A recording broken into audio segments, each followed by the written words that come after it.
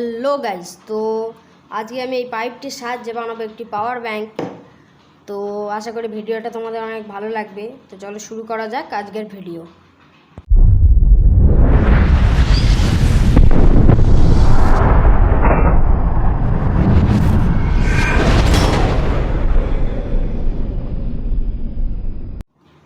তো প্রথমে ব্যাটারিটির মাপ নিয়ে পাইপটাকে কেটে নেব।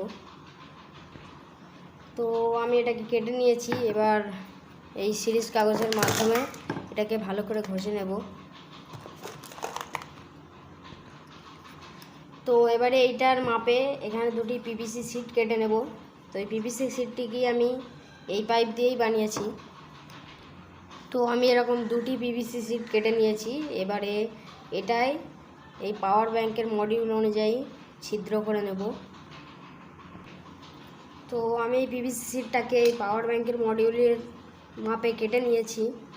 তো এবারে এটাকে গ্লুগানের আঠার সাহায্যে চিপকে দেব।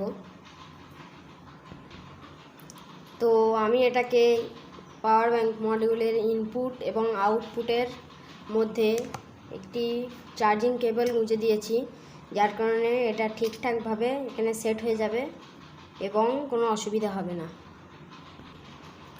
তো আমি এটাকে এখানে চিপকে নিয়েছি। এবারে ব্যাটারি আর এই মডিউলটির কানেকশানটি করে নেব। তো আমি এখানে প্লাস ও মাইনাস দিকে দুটি তার সোল্ডিং করে নিয়েছি এবং এটাকে মডিউলের সাথে এবার সোল্ডিং করে নেব। তো এবারে এটাকে পাইপের ভিতরে সেট করে নেব, কিন্তু তার আগে যে আরেকটা পিভিসি শিট কেটেছিলাম এটাকে এই পাইপের উল্টো দিকে জুড়ে নেব। তো এটাকে আমি এর সাথে চিপকে নিয়েছি। এবার এর মধ্যে আমি কিছুটা তুলো ভরে দেব, কারণ ব্যাটারিটা যাতে পরে না নড়ে। তো ওটাকে আমি পাইপের ভেতরে সেট করে দিয়েছি। এবারে ধারগুলো এই সিরিজ কাগজের মাধ্যমে ঘষে প্লেন করে নেব। তো এটাকে আমি ঘষে প্লেনও করে নিয়েছি। তো চলো এবারে এটা টেস্টিং করে দেখাই তোমাদের। তো দেখতেই পাচ্ছ এটা এখানে অনেক ভালোভাবে চার্জ হচ্ছে।